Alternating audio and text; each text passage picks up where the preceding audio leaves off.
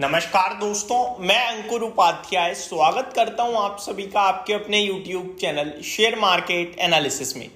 सबसे पहले आज बाजार जब खुला था ना तो सब कुछ पॉजिटिव था, कुछ दिक्कत में नहीं था, नेगेटिव कुछ भी नहीं था, सब अच्छा था और भारतीय बाजार भी अच्छा था। लेकिन एक स्टॉक प्रॉब्लम में था और वो थी HDFC बैंक। HDFC बैंक का स्टॉक अगर आप मॉर्निंग में भी देखें तो अराउंड 1 से 1.5% गिरकर खुला। बाकी ICICI, कोटक ये अच्छा कर रहे थे, लेकिन बैंक निफ्टी फिर भी नीचे जा रहा था क्योंकि HDFC बैंक हाथी है भैया, जिधर जाएगा उधर घसीट देगा बाजार को। तो वो नीचे की तरफ ले जा रहा था। At the end HDFC bank के स्टॉक में आपने करेक्शन थोड़ी डीप देख ली और जिसकी वजह से बैंक निफ्टी पूरा टूटा और फिर जो स्टॉक स्ट्रांग हो रहे थे वो भी टूट गए थे एक एक करके। अगर HDFC बैंक की पर्टिकुलरली बात करूं तो 1 नहीं, 2 नहीं, 3 नहीं, 3.5% स्टॉक का प्राइस टूटा है। लेकिन सवाल ये उठता है क्यों टूटा है, जिसमें खबर तो स्टॉक के लिए बहुत पॉजिटिव थी। खबर तो ऐसी थी जिसका बहुत लंबे समय से इन्वेस्टर्स को इंतजार था, फिर स्टॉक खबर आने पे टूट क्यों गया? क्या ये buy on rumour sell on news था? नहीं जी, ऐसा नहीं है। एक्चुअली में खबर जिसका इंतजार था वो आई जरूर, लेकिन आई थोड़ी नेगेटिव साइड पे। मैं आपके साथ इस वीडियो में डिटेल में शेयर करता हूं कि किस चीज का एक्सपेक्टेशंस थी, किस चीज का इंतजार था बाजार को और एक्चुअली में जो हुआ है उसमें और इसमें कितना फर्क है। तो चलिए शुरू करते हैं बिना किसी देरी के। एंड वन मोर इंपॉर्टेंट सवाल जो उठता है कि भैया गिर तो गया, आगे क्या करें एज अ इन्वेस्टर और as a short term investor. तो शुरू करते हैं एक एक करके सारी चीजों को कवर करना, समझना, जानना। सबसे पहले HDFC बैंक का share MSCI announces weightage increase in 2 tranches. ये लाइन ही अपने आप में सब कुछ कह रही है। हम सभी को इंतजार था HDFC बैंक का वेटेज MSCI इंडेक्स में बढ़ेगा और वो बढ़ा, लेकिन डायरेक्ट नहीं, 2 ट्रांचेस यानी 2 टुकड़ों में बढ़ेगा। ये बाजार को बिल्कुल पसंद नहीं आया। अब आप समझिए, आपको कोई व्यक्ति बोल रहा है भाई मैं तेरे को, आज है आपका 13 अगस्त, मैं आपसे बोलता हूं मैं तेरे को भैया 1 लाख रुपए दूंगा 20 अगस्त को।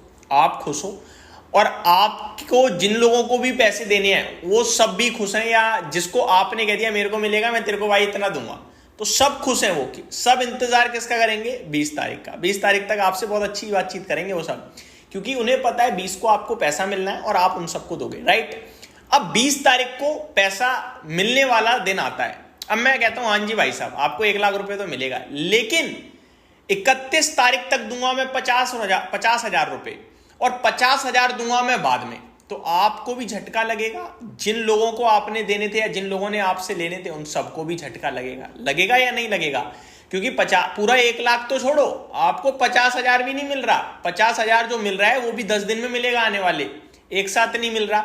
और बचा हुआ 50,000 तो अगले ट्रांच में मिलेगा, यानी अगली बार की पेमेंट में मिलेगा। मिल तो अभी भी रहा है, लेकिन चीजें बदल गई। सेम HDFC बैंक के साथ हुआ है। 2% वेटेज तो बढ़ रहा है, लेकिन पहली बात तो 2 बार में बढ़ेगा, एक साथ नहीं बढ़ेगा। और दूसरी बात जो अभी बढ़ेगा वो 31 अगस्त तक आराम से बढ़ेगा, एक साथ नहीं बढ़ रहा।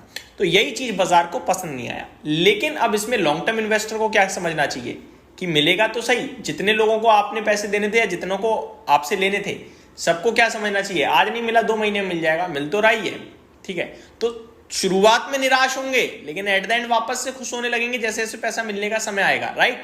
सेम यहां भी होगा, जैसे जैसे वेटेज बढ़ेगा इन्वेस्टर खुश होता चला जाएगा। शुरुआत में नेगेटिव है। अब मैं डिटेल कवर करता हूं, मैंने एग्जांपल के रूप में आपको बहुत अच्छे से समझाया, ऐसा मुझे लगता है और सबको आ भी गया होगा। HDFC bank shares tumble 3% after MSCI announces weightage increase in 2 tranches. HDFC share of India's largest private lender HDFC Bank fell by 3% today's low of 1614 on BSE after MSCI announced that the bank's much awaited weightage increase in global standard index will happen in August region, but in 2 tranches, leading to lesser than expected passive fund inflow in the stock. Simple वही है कि जो अनुमान था पैसा आएगा उससे कम आ रहा है और 2 ट्रांचेस में आ रहा है। MSCI has made an exception by raising with the lower adjustment factor, leading to an inflow of $1.8 billion equivalent to 93 million shares with an impact of about 4.5 days in August regime, as estimated by the domestic brokerage firm Nuvama Alternative and Quantitative Research. The remaining float adjustment यानी second and final tranche जो होगा is expected to be done in November 2024। ज़्यादा दूर नहीं है, अगस्त चल रहा है, ऑलमोस्ट हाफ निकल गया है, सितंबर और अक्टूबर और निकालना है, नवंबर में आपके लिए जो सेकंड ट्रांच है वो भी वेटेज बढ़ जाएगा, provided the foreign room remains at 20%, at least 20%. However, the timeline of the second tranche has not yet been communicated. Currently, HDFC Bank's weight in the MSCI Emerging Market Index is around 3.8%. Post regime, this could jump to 7.2 to 7.5, potentially bringing 3.2 to 4 billion dollar. तो इसके सामने काफ़ी कम आया inflow over 6 days according to. तो सिंपल है, यही था जो कुछ होना था और जो मैंने आपके साथ शेयर करा वही है बस। ठीक है, पैसा आना है, 2 ट्रांचेस में आना है, एक साथ नहीं आ रहा, और यही चीज़ बाजार को झटका देते हुए दिखी है। लेकिन इवेंचुअली कुछ नेगेटिव नहीं हुआ है, इवेंचुअली सब ठीक है, दिक्कत वाली बात नहीं है। HDFC बैंक का शेयर आज टूटा जरूर है, आपको इस गिरावट में अपॉर्चुनिटी समझनी चाहिए अगर आप एक लॉन्ग टर्म निवेशक हो तो। अगर आप निवेशक नहीं हो और कुछ भी नहीं हो HDFC बैंक में, तो कुछ भी मत करो, आपके पास और विकल्प हैं, वहाँ अच्छे मौके लगते हैं, वहाँ निवेश कर लीजिए। तो ये मेरी तरफ से एक अपडेट थी, जानकारी थी, होप आपको सारी चीज़ें मैं सही से समझा पाया हूँ। Thank you so much for watching this video, have a great day guys.